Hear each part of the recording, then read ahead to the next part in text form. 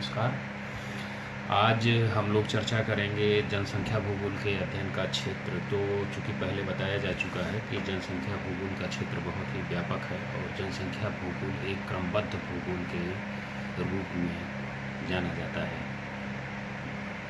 इसके अध्ययन का जो केंद्र बिंदु है वो मानव है। जनसंख्या भूगोल की एक नवीनतम शाखा है जिसके अध्ययन के बारे में भूगोलवेत्ता पूर्णतः एकमत नहीं हो पाए हैं। जेलेंस्की, ट्रिवार्था, क्लार्क, कार्नियर आदि ने जनसंख्या भूगोल के अध्ययन को परिसीमित करने का बहुत ही ज़्यादा प्रयास किया है। सबसे पहले हम लोग जो है जेलेंस्की के अनुसार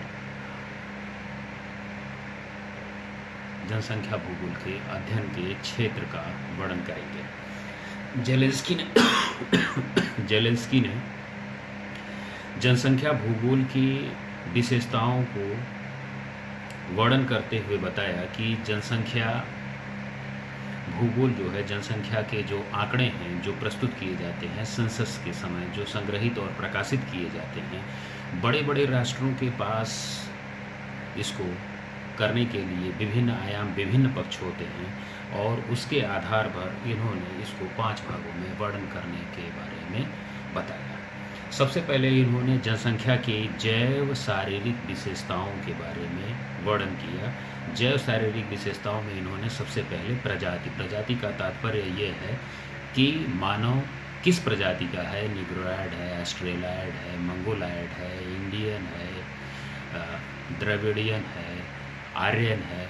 ये जो है प्रजातियां हो गए। फिर लिंगानुपात कि कितने स्त्री, कितने पुरुष, कितने बच्चे, कितने वृद्ध, इस तरीके से आयु की संरचना क्या है, मृत्यु का कारण क्या है, अपंगता कैसी है, शारीरिक बीमारियां उनके पास कौन कौन सी हैं, जैसी जैव शारीरिक विशेषताओं के अध्ययन को सम्मिलित करने का प्रयास किया।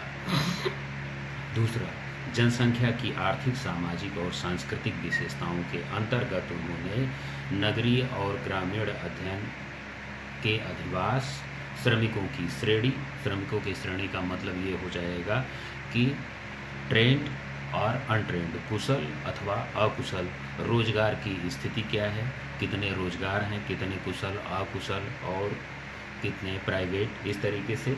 वैवाहिक स्थिति क्या जो है, कितने विवाहित हैं, कितने अविवाहित हैं। परिवार का आकार, परिवार के आकार का मतलब ये हो जाएगा संयुक्त परिवार, एकल परिवार।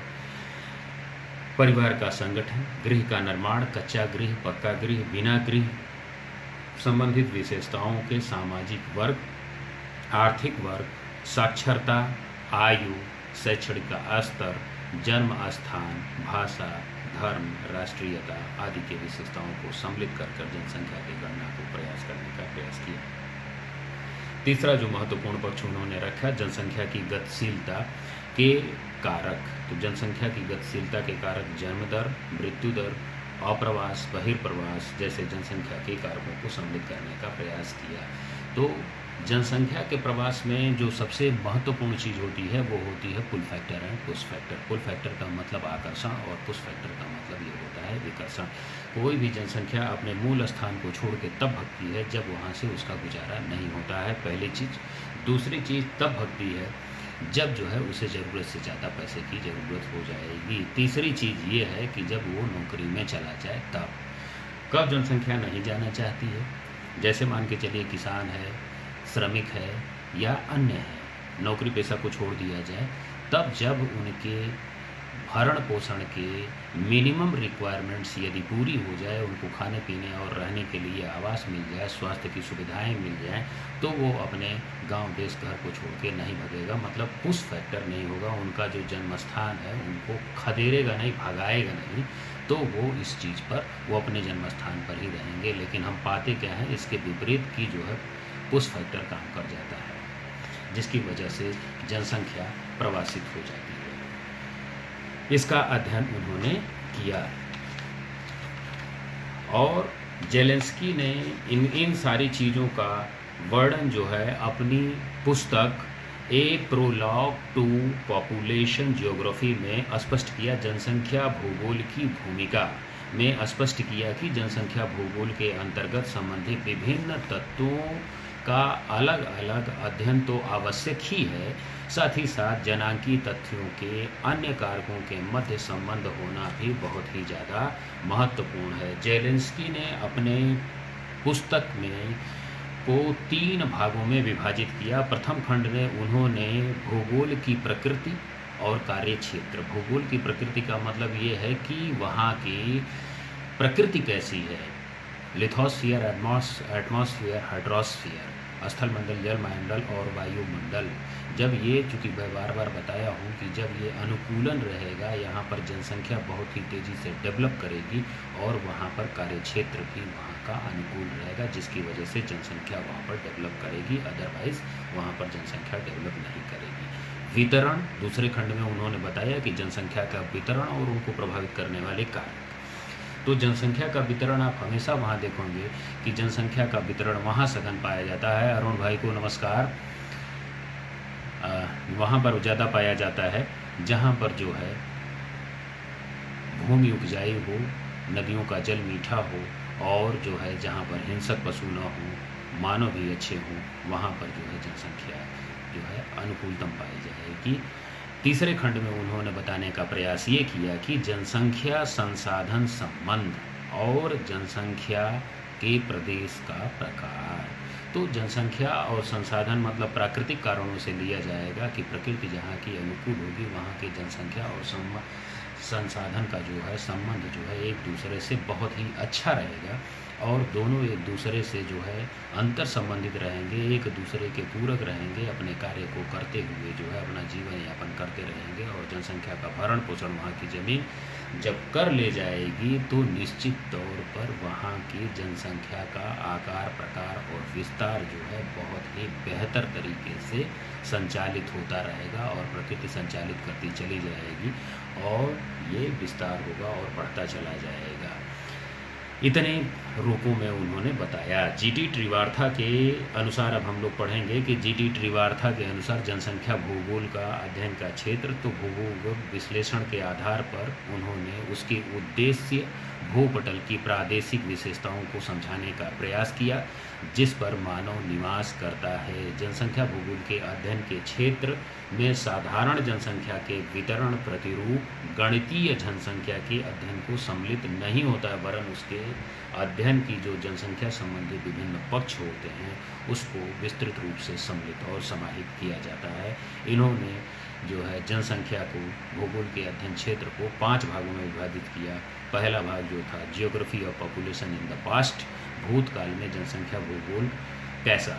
तो भूतकाल में पृथ्वी की जो जनसंख्या थी वो किस प्रकार वितरित थी, उसके अध्ययन के वर्ग को सम्मिलित करने के लिए इन्होंने 4 चरणों में किया कि पूर्व ऐतिहासिक काल की जनसंख्या कैसी थी, प्राचीनतम काल में विश्व कैसा था, मध्यकाल में विश्व कैसा था। तो ये हम देखते हैं और पाते हैं, तो ये पाते हैं कि प्राचीनतम जनसंख्या जो हमारी थी वो बहुत ही ज़्यादा नहीं थी और बहुत ही दूर दूर और विभिन्न क्षेत्रों में बटी हुई थी। आधुनिक विश्व और को पुनः 2 वर्गों में विभाजित किया कि जनगणना के पूर्व मतलब 1950 के पूर्व की अवधि को, 1950 के पूर्व जब हम अपना दृष्टिपात करेंगे तो पाएंगे कि 1950 के पूर्व तक की जनसंख्या और संसाधन जो था वो निश्चित तौर से बहुत ज़्यादा डेवलप नहीं हो पाया था। जनसंख्या का तो जो है कहीं जनसंख्या थी तो पर जो है वो सामान्य रूपों में जो है उसका अध्ययन नहीं किया जाता था। पहले जो है भूगोल को इतिहास के रूप में ही पढ़ाया जाता था। भूगोल भी एक विस्तृत विषय के रूप में जो है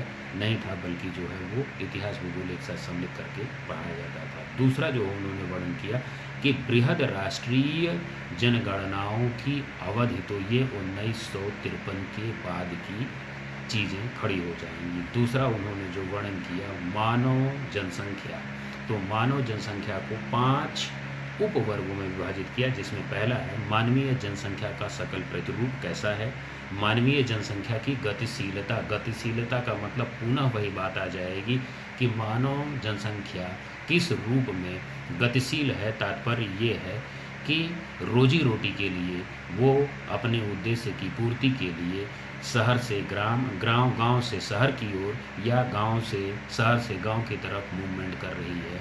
यदि कल्पना करिए कि गांव उसका शहर से 5 से 10 किलोमीटर की दूरी पर है और शहर बहुत ही ज़्यादा संपन्न और समृद्ध है, और सब्जी की खेती कर कर भी अगर महीने में 20,000 रुपये पर महीने अगर वो बचत कर ले जा रहा है, तो निश्चित तौर पर मान के चलिए कि वो शहर की तरफ नहीं भगेगा, अपने गांव में बेहतर ज़िंदगी जिएगा और सारे संसाधन के रहते हुए अपने पूरे पैसे को बचा ले जाएगा और वो प्रवास नहीं करेगा। मानवीय जनसंख्या की गतिशीलता अलग अलग देखी जा सकती है। जनाधिक ओवर पॉपुलेशन एवं जनसंख्या की न्यूनतम क्षेत्रीय पहलू पर विशेष बल दिया कि ओवर पॉपुलेशन कहाँ पर होगा। ओवर पॉपुलेशन जहाँ पर अनुकूलतम जलवायु पाई जाएगी वहाँ पर ओवर पॉपुलेशन हो सकती है। न्यूनतम जनाधिक्य कहाँ पर पाया जाएगा? 2 जगहों पर, 3 जगहों पर। एक तो वहाँ पर जहाँ पर जो है बालू के रेगिस्तान, दूसरा ये है जहाँ पर बर्फ़ के रेगिस्तान, और तीसरा वहाँ पर जंगल जहाँ पर जाते हैं, वहाँ पर तीनों जगहों पर जनाधिक्य कम देखने को मिलते हैं। अधिवासियों के प्रकार और आधार और जनसंख्या का वितरण, तो अधिवासियों को भी हम देखेंगे तो अधिवासियों पे जहाँ पर जनसंख्या ज़्यादा होगी वहाँ पर सघन अधिवास पाए जाएंगे। जहाँ पर जनसंख्या नगण्य के बराबर है, पहाड़ों पर, पर्वतीय क्षेत्रों पर, जंगलों में, या फिर जो है रेगिस्तान में या बर्फ़ के रेगिस्तान पर हम देखेंगे तो जनसंख्या का अधिवास या अधिवास का स्वरूप जो है हमको नगण्य देखने को मिलता है। और फिर क्या है, जनसंख्या और इसको पुनः 3 भागों में विभाजित किया जो है त्रिवार्था ने। पहला क्या है कि जनसंख्या के वितरण का सकल प्रतिरूप कैसा है, अधिवासों के प्रकार और आकार कैसा है, जनसंख्या के घनत्व का वितरण कैसा है। कहीं कभी हम देखते हैं कि जैसे मान लीजिए बनारस ले लीजिए, कलकत्ता ले लीजिए, ये 1 किलोमीटर में 2,000 1995 लोग प्रति वर्ग किलोमीटर में रह रहे हैं। इसके पीछे कारण क्या है कि यहाँ पर जो है सघन आबादी यहाँ पर है, पूरी जनसंख्या शहर में जो है जाके बस रही है। एक तरीके से वो औद्योगिक नगर भी है, धार्मिक नगर भी है, जिसकी वजह से वहाँ पर जनसंख्या का वितरण सघन, घनत्व सघन है। जनसंख्या का प्रवास और गतिशीलता को 2 भागों में डिवाइड करते हुए उन्होंने बताया कि अंतर्राष्ट्रीय प्रवास कितने हैं, अंतर्देशीय प्रवास और स्थानीय प्रवास कितने। तो अंतर्राष्ट्रीय प्रवास जो है वो समसामयिक हो सकते हैं और अंतर्देशीय प्रवास जो हैं वो बराबर होते रहते हैं। जनसंख्या के गुण एवं प्रादेशिक वितरण के प्रतिरूप को उन्होंने 5 भागों में विभक्त करने का प्रयास किया। पहला जो था वो है शरीर का आकार, प्रकार और रंग, प्रजाति एवं जन्मता के आधार पर, यौन संतुलन के आधार पर, आयु, संगठन और स्वास्थ्य, रोग के आधार पर। तो इसके आधार पर जो है जनसंख्या के गुण और प्रादेशिक वितरण को भी बांटा जा सकता है और जनसंख्या जो होती है प्रभावित होती है। पर बराबर हम देखते हैं या पाते हैं कि कोई भी जनसंख्या जो होती है वो ज़्यादातर अपने समाज, अपने समूह, अपने लोगों के बीच में रहने का प्रयास करती है। उसके पीछे जो मुख्य कारण ये है कि वो अपनी सुरक्षा और संतुलन ज़्यादा पाती है। जो है एक समूह दूसरे समूह के साथ नहीं रहना पसंद करता है और रहता भी नहीं है। मजबूरी में रह ले वो अलग मामला है, लेकिन सामान्यतया रहना नहीं चाहता है। जनसंख्या के सामाजिक और आर्थिक गुण के आधार पर विभाजन, धार्मिक स्तर पर भी देखते हैं कि एक धर्म के लोग ही ज़्यादातर एक साथ रहना पसंद करते हैं। शैक्षणिक स्तर पर व्यावसायिक स्थिति, वैवाहिक स्थिति क्या है, ग्रामीण नगरीय अधिवास का आकार क्या है, आर्थिक विकास का स्तर कैसा है, रीति रिवाज, आदतें, पक्षपात एवं राज भक्ति कैसी है, इसके आधार पर इन्होंने जनसंख्या भूगोल के अध्ययन क्षेत्र को विभाजित और विकसित करने का प्रयास किया। ये था जीटी त्रिवार्ता का। पोसोवेस्की के अनुसार, सोवियत भूगोलवेत्ता के अनुसार, जनसंख्या भूगोल के अध्ययन क्षेत्र उन नियमों और तथ्यों का अध्ययन सम्मिलित होना चाहिए जो जनसंख्या की गतिशीलता और वितरण को प्रभावित करते हैं। साथ ही साथ बसाव के प्रतिरूप, बसाव का विकास तथा बसाव के अंतर संबंधों को प्रभावित करने वाली प्रक्रियाओं का भी अध्ययन जनसंख्या भूगोल में बहुत ही ज़्यादा आवश्यक है।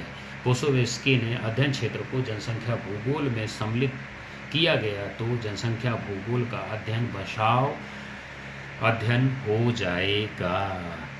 बी.एन. घोष के अनुसार जनसंख्या भूगोल के अध्ययन का क्षेत्र, तो बी.एन. घोष ने अपनी पुस्तक फंडामेंटल ऑफ पॉपुलेशन ज्योग्राफी में अध्ययन को 8 भागों में विभाजित करने का प्रयास किया। पहला क्या है कि जनसंख्या वितरण का अध्ययन, इसमें अधिवास इकाइयों का आकार कैसा है, उनके मध्य दूरी कैसी है। तो देखिए, इसमें प्राचीन और नवीन 2 प्रकार के हैं। प्राचीन का तात्पर्य ये है कि जब आप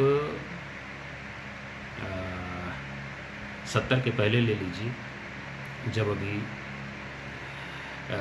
या उससे भी पहले ले लीजिए, तो इनका तात्पर्य ये है कि प्राचीन, पहली बात तो ये है कि जितनी भी जनसंख्या का बसाव है सब जो है नदी या जलाशयों के किनारे ही है। कहीं भी आप दृष्टिपात कर लीजिए तो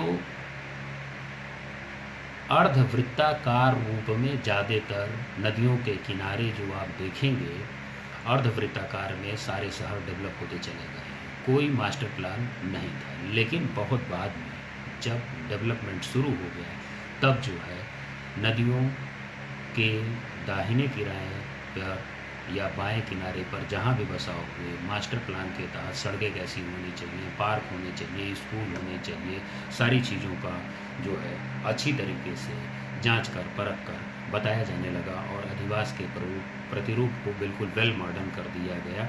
और चूँकि उनके मध्य की दूरी भी जो है बढ़ गई। पुराने शहर को देखेंगे तो वहाँ साइकिल ले जाना, ठेला ले जाना बड़ा मुश्किल है, लेकिन मॉडर्न शहर को देखेंगे तो वहाँ पर 4 चक्का, 8 चक्का, 10 चक्का आसानी से चली जाएगी मास्टर प्लान के तहत। तो इसके पीछे कारण क्या है कि डेवलपमेंट भी ज़्यादा आया, लोगों के पास सोचने समझने की शक्ति और मास्टर प्लान के हिसाब से काम करने के लिए दबाव भी आया। दोनों चीज़ें हैं।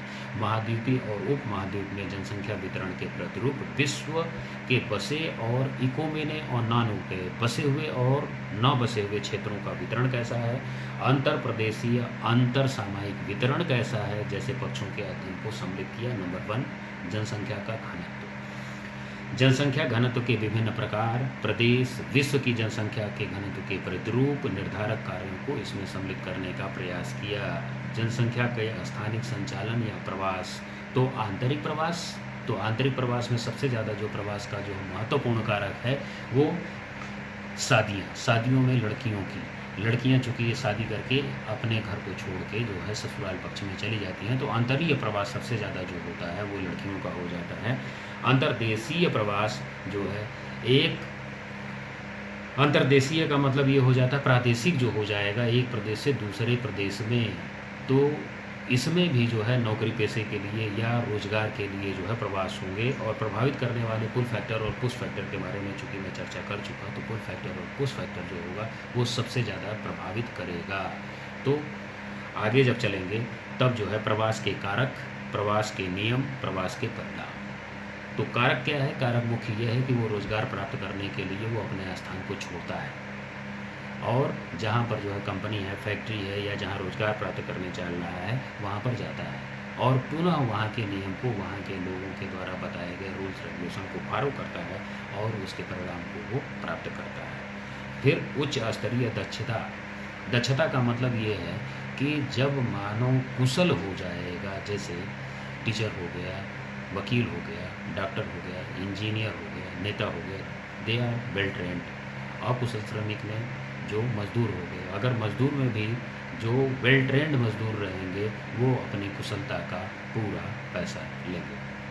काम पर विकसित और अविकसित राष्ट्रों के स्थानांतरण को सम्मिलित करने पर विशेष बल दिया गया। जनसंख्या की वृद्धि का मापन, जन्म दर, मृत्यु दर, जनसंख्या की वृद्धि के घटक कौन कौन से हैं, उनको निर्धारित करने वाले कारक कौन से हैं, कारण क्या है, प्रतिरूप क्या है, जनसंख्या वृद्धि का सिद्धांत क्या है तथा जनसंख्या वृद्धि के भावी अनुमान को सम्मिलित किया गया। ये सारा डिटेल्ड अध्ययन आगे चल के बताया जाएगा स्टेप बाय स्टेप एक चैप्टर में। जनसंख्या का संगठन में जातीय संगठन, धार्मिक संगठन, भाषाई संगठन, आयु लिंग का संगठन, व्यावसायिक संरचना, निर्भरता अनुपात, श्रमिक बल, रोजगार स्तर, औद्योगिक वर्गीकरण, व्यय, गरीबी को सम्मिलित करके बताने का और वर्णन करने का प्रयास किया। शिक्षा और जनसंख्या के गुण, शैक्षिक विभिन्नताएं कैसी हैं, उनके निर्धारण के कारक, विश्व के प्रतिरूप, जनसंख्या के गुण, संतति कार्यक्रम, विधियां, जनसंख्या के गुणों को सुधारने की विधियों को प्रयास किया। जिस जनसंख्या को कैसे सुधारा जाएगा, तो विभिन्न जनसंख्या के स्तर को जो है वेल ट्रेंड करके सुधारा जा सकता है। मजदूर को कार्य करने की ट्रेनिंग देकर, कौशल विकास के माध्यम से उनकी कुशलता को ट्रेंड करके, कोई सिलाई में, कोई कढ़ाई में, कोई मोटर गाड़ी बनाने में, कोई इंजीनियरिंग करने में, कोई पढ़ाई में, कोई खेती में, अलग अलग तरीके के वेल ट्रेंड करके जनसंख्या के गुणों को, जनसंख्या के स्तर को ट्रेंड किया जा सकता है। ग्रामीण एवं नगरीय जनसंख्या, तो ग्रामीण और नगरीय जनांकिकी की विभिन्नताएं, नगरीकरण की प्रक्रियाएं जो है निर्धारण के कारक, विश्व में नगरीकरण के प्रतिरूप को सम्मिलित किया जाने का प्रयास किया गया। जनसंख्या के संसाधन का अनुपात, तो जनसंख्या वृद्धि, संसाधन विकास, संसाधन का दबाव, जनसंख्या दबाव, संसाधनों आधारित जनसंख्या का सिद्धांत, अधिकतम जनसंख्या, अल्प जनसंख्या, अनुकूलतम जनसंख्या, ये सारी चीज़ों को वर्णन करने का बी.एन. घोष ने प्रयास किया। अब चूँकि जनसंख्या भूगोल एक सामाजिक विज्ञान के रूप में है, तो निश्चित तौर पर मान के चलिए कि जनसंख्या भूगोल का संबंध जो है विभिन्न प्रकार के विज्ञानों से होगा। वो इसलिए होगा क्योंकि मनुष्य जो है एक सामाजिक प्राणी है, और मनुष्य जो है इंजीनियर है, डॉक्टर है, वैज्ञानिक है, अर्थशास्त्री है, सांख्यिकी शास्त्री है, जियोलॉजिस्ट है, तो विभिन्न तरीके का मनुष्य है, तो विभिन्न तरीके के विज्ञानों से मान के चलिए कि उसका हर तरीके के विज्ञान से संबंध होगा। जनांकी के मुख्य जन्म दर, मृत्यु दर आदि के आंकड़ों के प्रस्तुतिकरण, सांख्यिकी विधियों का विश्लेषण करने में सामान्यतः जनसांख्यिकी और जनांकिकी की प्रतिक्रियाओं में प्रादेशिक अंतरों का अध्ययन किया जाना स्वाभाविक है। वस्तुतः जनांकिकी को मानव जनसंख्या के मात्रात्मक अध्ययन का विषय माना जाता है। जनांकी प्रक्रियाओं के अध्ययन में स्थानिक विभिन्नताओं के दृष्टिकोण को अधिक महत्वपूर्ण बल दिया जाता है, लेकिन यह मान्यता पूरी तरह सही नहीं है, क्योंकि जनांकिकी में क्षेत्रीय अध्ययन पूरी तरह उपेक्षित कर दिया गया हुआ है। वर्तमान समय में कई जनांकीविदों ने मृत्यु दर, जन्म दर और स्थानांतरण पर प्रादेशिक व राष्ट्रीय स्तर पर अध्ययन कर अंतर प्रादेशिक जनसंख्या के वृद्धि को मॉडल को प्रस्तुत करने का प्रयास किया है।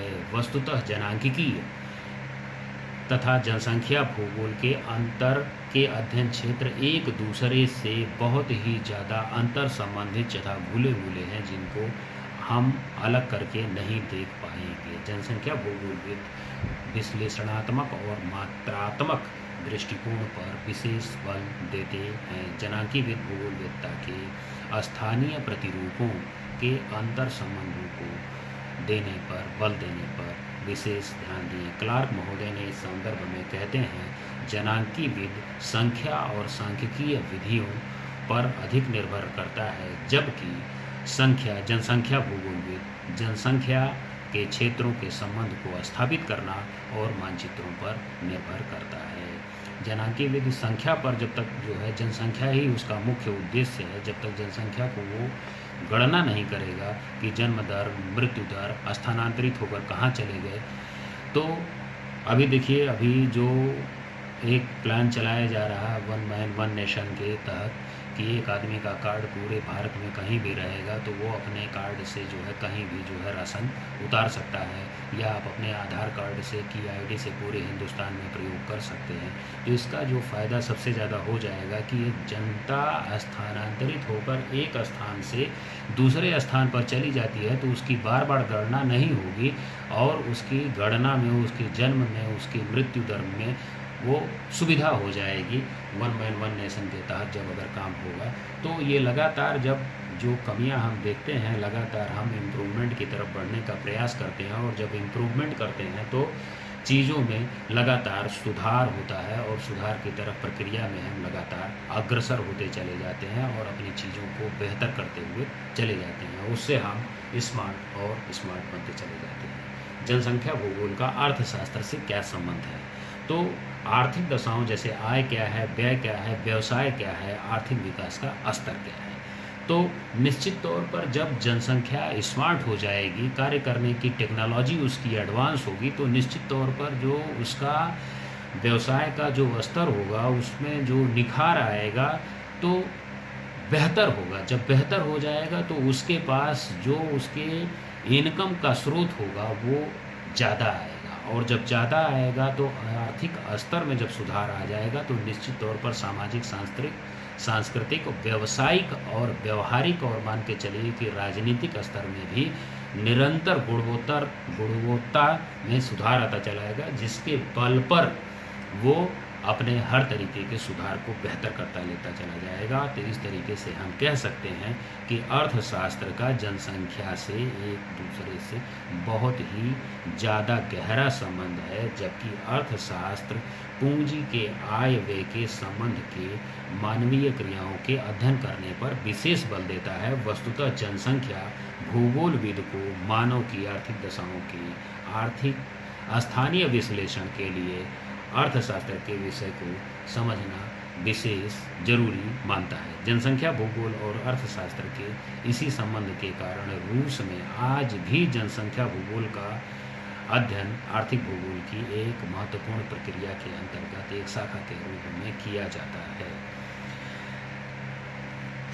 इसी तरीके से जनसंख्या भूगोल सब जो है मानवों के भूगोल से जुड़ा हुआ है। जनसंख्या भूगोल के उपागम, तो जनसंख्या भूगोल के उपागम को जब हम देखते हैं तो देखते हैं कि 1953 में ट्रिवार्था महोदय ने जनसंख्या भूगोल को एक अलग भूगोल के रूप में विकसित करने का प्रयास उन्होंने जो है अपने अध्यक्षीय भाषण में भूगोल के जनसंख्या और प्रादेशिक भूगोल से अलग करने पर विशेष बल दिया। 53 में ही ट्रिवार्था ने अध्यक्षीय भाषण में जनसंख्या भूगोल को एक नवीन भूगोल बनाने और स्वतंत्र शाखा के रूप में विकसित करने पर विशेष बल दिया, जिसके बाद से जनसंख्या भूगोल को अलग विज्ञान के रूप में विकसित किया गया और उसके अध्ययन पर विशेष जोर दिया गया, जिसके चलते जनसंख्या भूगोल को एक स्वतंत्र भूगोल के रूप में जाना जाने लगा, जिसको उन्होंने 4 चरणों में विभाजित करने का प्रयास किया।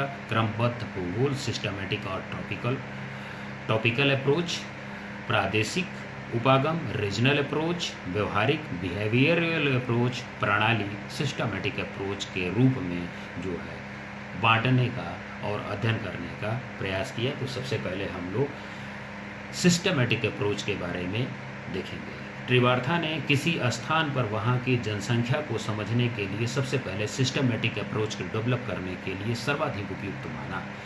ये उचित भी है। इस उपागम में किसी क्षेत्र, प्रदेश या जनसंख्या भूगोल के विभिन्न पक्षों का हम अध्ययन करते हैं। विभिन्न पक्षों का मतलब ये है कि जैसे हम किसी भी क्षेत्र विशेष या प्रदेश का जब अध्ययन करने चलते हैं तो हम वहाँ के सबसे पहले lithosphere, atmosphere, hydrosphere, autotrophs, heterotrophs, then human being का हम अध्ययन करेंगे ट्रायंगुलर। तो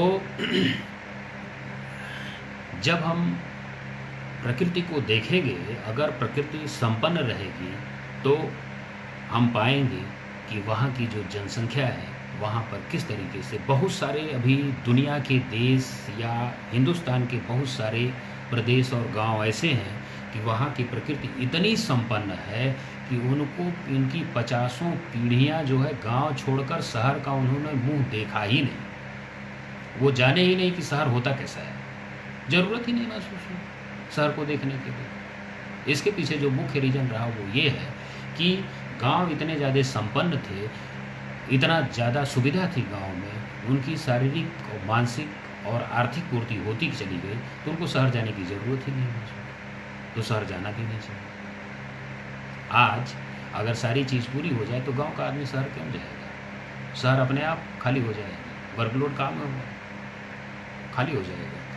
तो जब हम विभिन्न पक्षों का अध्ययन करते हैं तो पाते हैं तो जो पुल फैक्टर और पुश फैक्टर के माने में जो मैंने आपको चर्चा की है, बताया कि पुल फैक्टर और पुश फैक्टर जो है वो कैसा है, गांव कैसा है, देश कैसा है, जलवायु कैसी, मिट्टी कैसी, विभिन्न पक्षों का जब हम अध्ययन करेंगे तब हम पाएंगे कि उसके अध्ययन के क्षेत्र को हमें पढ़ने में, करने में और जनसंख्या के आंकड़े लेने में बड़ी सुविधा हो जाएगी। अभी आप राजस्थान के बारे में अगर आप देखें तो राजस्थान में पूरे हिंदुस्तान में सबसे ज़्यादा दुग्ध का उत्पादन राजस्थान करता है।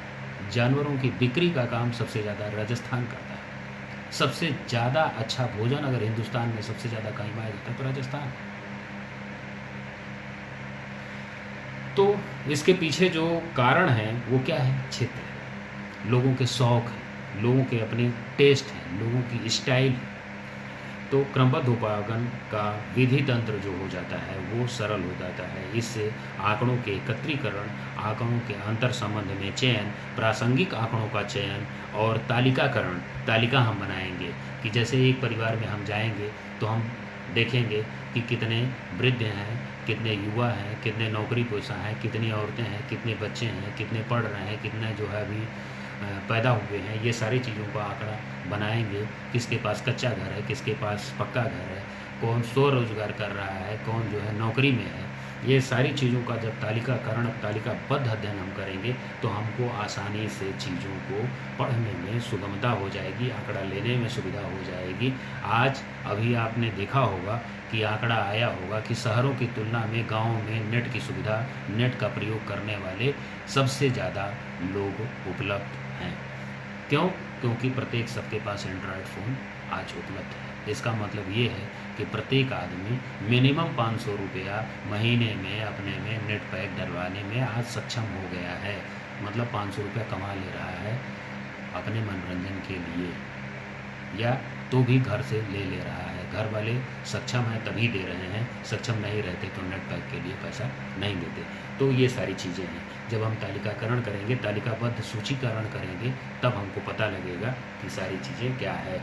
इस उपागम से जो सबसे बड़ा लाभ है वह यह है कि लघु तथा बृहद क्षेत्र के अध्ययन को बहुत ही आसानी से सोच समझकर किया जा सकता है। साथ ही साथ चूँकि उपागम के क्षेत्र और अध्ययन की एक इकाई होती है, इसलिए अन्य उपागमों की अपेक्षा इस उपागम से जनसंख्या के प्रत्येक पक्ष को स्थानिक प्रतिरूप के अध्ययन को अधिक स्पष्ट रूप से विस्तृत और व्याख्यायित किया जा सकता है। इसके अलावा उपागम में भूगोल के परंपरागत या परंपरावादी विशेषताओं के कारण जनसंख्या के भौगोलिक विश्लेषणों की, जैसा कि मैंने पूर्व में बताया, में इसी उपागम को सबसे ज़्यादा लोकप्रियता प्राप्त हो गई। प्रादेशिक उपागम 1953 के पूर्व जनसंख्या भूगोल को एक प्रादेशिक भूगोल के रूप में अध्ययन किया जाता था, जब तक कि त्रिवार्था महोदय ने जो है जोर देकर इसको अलग नहीं करा दिया। जनसंख्या भूगोल एक स्वतंत्र भूगोल के रूप में विकसित हो जाने के बाद कुछ विद्वानों ने भूगोल को प्रादेशिक उपागम की वरीयता प्रदान की। वर्तमान में विश्व के अधिकांश प्रशासनिक इकाइयों के आधार पर जनसंख्या के आंकड़ों का उपलब्धिकरण आसानी से होता रहा। सर्वप्रथम इस उपागम में जनसंख्या प्रदेशों की संकल्पना, जनसंख्या प्रदेशों के सीमांकन और सीमांकन प्रदेशों की जनसंख्या के से विश्लेषणात्मक अध्ययन करना बहुत ज़्यादा जरूरी हो गया, जिसके आधार पर पता लगे कि किसी प्रदेश में कि कितनी जनसंख्या है।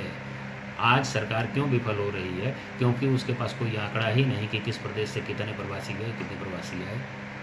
लेकिन जिस दिन जनसंख्या के साथ ऐसा कर लिया जाएगा, 1 मैन 1 नेशन के तहत जो है कि आपके आधार कार्ड लगाकर पता कर लिया जाएगा सबके कि कौन सा आदमी कौन गांव में कितना किस स्थान पर प्रवास करके गया या कहाँ नौकरी कर रहा है, तब जो है विश्लेषण करने में जनसंख्या की बहुत ही ज़्यादा सुविधा हो जाएगी। जनसंख्या भूगोल के प्रादेशिक उपागम की जो प्रमुख समस्या है वो जनसंख्या प्रदेशों के निर्धारण और सीमांकन करने में आती है। व्यवहारिक पक्ष का उपागम। व्यवहारिक पक्ष क्या है? व्यवहारिक पक्ष का डेवलपमेंट 1970 के बाद डेवलप हुआ। उसके पीछे कारण ये है कि 70 के बाद जो है व्यवहारवाद को ज़्यादा महत्व दिया जाने लगा, क्योंकि व्यवहार जो है वो दिखने लगा कि अगर व्यवहार नहीं आएगा तो जो है चीज़ें सफल नहीं हो पाएंगी। जनसंख्या भूगोल में व्यवहारिक पक्ष को विशेष महत्व दिया गया है। इस उपागम में मानवीय व्यवहार के निर्णय की प्रक्रियाओं के महत्व के व्यवहार, जैसे वो नौकरी करने जाएगा, ये एक व्यवहारिक पक्ष है।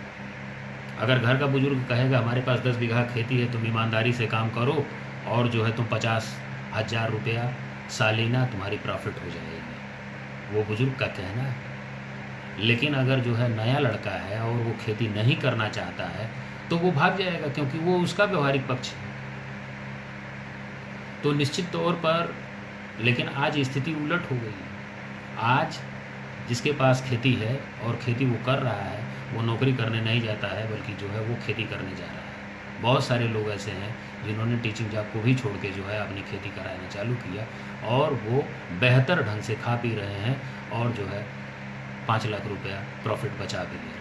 तो मामला ये है कि मेहनत करेंगे, व्यवहारिक पक्ष को देखेंगे और अपनी स्वतंत्रता को देखेंगे। 4 घंटा काम करके आप 20 घंटा आज़ाद हैं और किसी संस्था में, किसी नौकरी पेशे में जब जाएंगे तो आप 12 घंटा काम करेंगे और 24 घंटे तनाव लेकर आएंगे, तो बंधुआ मजदूर जैसी स्थिति हो जाएगी। निश्चित तौर पर आप स्वतंत्र महसूस नहीं करेंगे और आप एक सीमित संसाधन में, सीमित दायरे में और सीमित अर्थव्यवस्था में और जो कहते हैं सीमित सैलरी में अपना जीवन जीने के लिए बाध्य हो जाएंगे। दूसरी तरफ व्यवहारिक पक्ष को लेके अगर देखेंगे, अगर आप मेहनत करेंगे तो आप अपने व्यवसाय में, आप अपने कार्य में, आप कहाँ तक जाएंगे इसकी कोई सीमा नहीं है, अनंत तक चले जा सकते हैं और अपनी ख्याति अपने मेहनत के बल पर प्राप्त कर सकते हैं।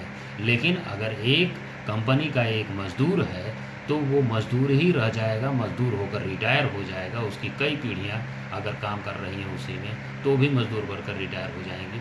मालिक बनने की नौबत उसमें कभी नहीं आएगी। पूरी जिंदगी ये कटु सत्य है, ये व्यवहार पक्ष है। यह उपागम जनसंख्या के स्थानांतरण, जन्म, मृत्यु, प्रजनन, नियंत्रण और विश्लेषण में अत्यधिक उपयोगी माना जाता है। इस उपागम में यह माना जाता है कि स्थानिक संगठन जो होता है वो क्षेत्रीय विभिन्नता के लिए मानवीय स्वभाव, मानवीय निर्णयों की भूमिका में महत्वपूर्ण होता है। मानवीय निर्णयों के अंतर्गत व्यवहार और वातावरण के अंतर संबंधों का स्पष्टीकरण किया जाना बहुत ही ज़्यादा आवश्यक हो जाता है। व्यवहार और वातावरण में अंतर संबंध होता है, जिसके कारण व्यवहारिक उपागम में अध्ययन की जो इकाई होती है वो व्यक्ति और व्यक्तियों के औसत, एग्रीगेट इंडिविजुअल्स जिसको कहते हैं, औसत होता है। इस उपागम में किसी क्षेत्र की उन दशाओं के प्रतिपादन का अध्ययन किया जाता है जिसमें जन्म दर, जनसंख्या का स्थानांतरण, जनसंख्या की वृद्धि दर के लिए उत्तरदायी होता है। आप विकसित राष्ट्रों, विकसित प्रदेशों को देख लें तो वहाँ पर जनसंख्या कम पाई जाती है या जो है वो अपने सुख सुविधाओं के लिए, पंजाब, हरियाणा, राजस्थान को ले लीजिए तो उनके यहाँ जनसंख्या के जो है दर जो है बहुत ही कम है। उनके यहाँ हत्याएँ ज़्यादा हैं, अबॉर्शंस ज़्यादा हैं। क्यों? क्योंकि वो अपनी संपत्ति में बंटवारे को पसंद नहीं करते हैं। उसकी तुलना में जब आप पूरब चले आएंगे तो यहाँ पर गरीबी ज़रूर ज़्यादा है, लेकिन यहाँ पर ऐसी स्थिति कम देखने को मिलती है। ये व्यवहार पक्ष का मामला है। इन दशाओं के विश्लेषण को जब हम परिकल्पना करते हैं तब हम कम आय वाले और असाक्षर व्यक्तियों के जन्म दर को देखते हैं और प्रादेशिक जो स्थानांतरण जो मिलता है हमको वो निर्धन व्यक्तियों में अधिक मिलता है। क्यों मिलता है? उसके पीछे जो मुख्य कारण है, एक तो निर्धन व्यक्ति के पास पहला घर नहीं है, मकान नहीं है, रहने के लिए जो है चीज़ें नहीं हैं, वो किसी तरीके से जो है वो पुल फैक्टर, फिर पुश फैक्टर की बात आ गई, जो उसका मुख्य आवास स्थल है वो वहाँ से भागता है, उसको वो वहाँ से भगाता है रोजी रोटी के लिए। जब रोजी रोटी के लिए जब वो भागता है तब वो भागेगा कहाँ? भागेगा वो अपने स्थान से रोजगार प्राप्ति की तरफ, जहाँ पर रोजगार मिलेगा, रोजगार निश्चित तौर पर नगरों और महानगरों में मिलेगा, तो वहाँ पर जाता है और चीज़ों को प्राप्त करने के लिए वो प्रवासित हो जाता है। प्रवास की जनसंख्या, प्रवास को आप देखेंगे तो जनसंख्या प्रवास में 90% जनसंख्या जो है वो निर्धन है। अगर बड़े लोग प्रवास कर रहे हैं तो निश्चित तौर पर वो मल्टीनेशनल कंपनीज या बड़े बड़े उद्योगपति या फिर जो है अधिकारी वर्ग हैं, तो वो उनका एक अलग मामला है। व्यवहारिक उपागम में स्पष्ट कर देना बहुत ही ज़्यादा आवश्यक है कि मानवीय व्यवहार का अध्ययन नहीं होता, वरन उपागम मानवीय व्यवहार को एक ऐसा संसाधन मानता है जिसके द्वारा स्थानीय वितरण मानवीय व्यवहार के उत्पादन को समझा जाता है। बाकी जो है कल हम लोग ने थोड़ा सा और बचा है, पढ़ा देते हैं। प्रणाली उपागम, सिस्टमेटिक अप्रोच। आधुनिक समय के भूगोलवेत्ता ये मानते हैं कि भूपटल पर प्रक्रियाएं एक दूसरे को प्रभावित करती हैं और प्रतिक्रिया करती हैं। कोई भी प्रक्रिया विलग रूप में नहीं मिलती भी नहीं, अलग है भी नहीं। हमको देखने में लगता होगा कि ये चीज़ अलग है हमसे, लेकिन हमसे वो चीज़ अलग नहीं होती है, बल्कि हमारे साथ बहुत ही विशेष रूप से जुड़ी होती है। वस्तुतः अंतर संबंधित प्रक्रियाएं एक प्रणाली का निर्माण करती हैं तथा सामूहिक रूप से वातावरण से जुड़ी हुई मिलती हैं। एक प्रणाली में कई प्रकार की उप प्रणालियाँ और निम्न प्रणालियाँ या उप प्रणालियाँ देखने को मिलती हैं। ये प्रणाली मुख्य रूप से संरचना कार्य पद्धति पर बल देती है। जैसे सिस्टम में एक छोटे से सिस्टम को लेते हैं, जैसे मान के चलिए किसान। तो किसान अगर है तो किसान की ज़रूरत जो है ट्रैक्टर से भी है, और किसान की ज़रूरत बीज की दुकान से भी है, दवा से भी है, और किसान की ज़रूरत जो अन्न उत्पादन करेगा वो बाज़ार से भी है, और बाज़ार की जो है उपभोक्ता से है। तो सब एक दूसरे से जो है अंतर संबंधित हैं, एक दूसरे से बंधे हुए। उदाहरण के लिए जो देता है कि जनसंख्या भूगोल की प्रणाली के उपागम के अंतर्गत हम ग्रामीण नगरीय के स्थानांतरण का जब हम अध्ययन करते हैं तो पाते हैं कि संभाव्य स्थानांतरण संस्थाएं जो होती हैं वो रोजगार प्रदान करने के लिए होती हैं। तो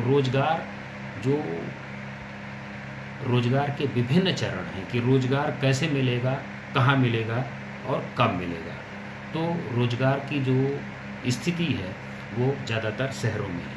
किसान के पास भी है, किसान में जो है अपना कार्य करेगा, खेती करेगा, तो निश्चित तौर पर वो रोजगार उपलब्ध कराएगा। संभाव्य स्थानांतरण में जो होता है आयु, लिंग, शिक्षा, स्वास्थ्य, कुशलता, तकनीकी दक्षता आदि को सम्मिलित कर प्राप्त करते हैं। संस्था जो इंस्टीट्यूशंस हैं हमारे पास, परिवार है, कृषिगत समाज है, सम्मिलित किया जाता है। संयुक्त परिवार, एकाकी परिवार, परिवार का आकार, कृषि की प्रणाली कैसी है, नवीन है या पुरातन है या परंपरागत है, कृषि भूमि का आकार कैसा है, जो है इंटेंसिव है, एक्सटेंसिव है, सघन है, विरल है। तो सघन और विरल का मतलब जनसंख्या के आकार पर निर्भर करता है कि जनसंख्या सघन बसी हुई है अगर जनसंख्या है तो निश्चित तौर पर वो वहाँ पर इंटेंसिव होगी, और विरल है तो निश्चित तौर पर एक्सटेंसिव होगी। और लगातार जो है लोग जो है जनसंख्या हमारी बढ़ रही है तो एक्सटेंसिव भी इंटेंसिव में लगातार जो है भूमि हमारी परिवर्तित होती चली जा रही है। कार्य करने की शर्तें कैसी हैं? विशिष्टीकरण रोजगार के प्रकार के अध्ययन को सम्मिलित किया जाता है। यही नहीं बल्कि इस प्रणाली में ग्रामीण नगरीय स्थानांतरण के परिवर्तन को भी देखा जा रहा है और वातावरण के अध्ययन पर विशेष बल दिया जा रहा है। कल हम लोग जो है जनसंख्या के आंकड़ों के स्रोत पर डिस्कस करेंगे, इसको आप लोग देखे रहिएगा। फिर हम लोग कल जनसंख्या के आंकड़ों के स्रोत पर चर्चा करेंगे। सभी को नमस्कार, धन्यवाद।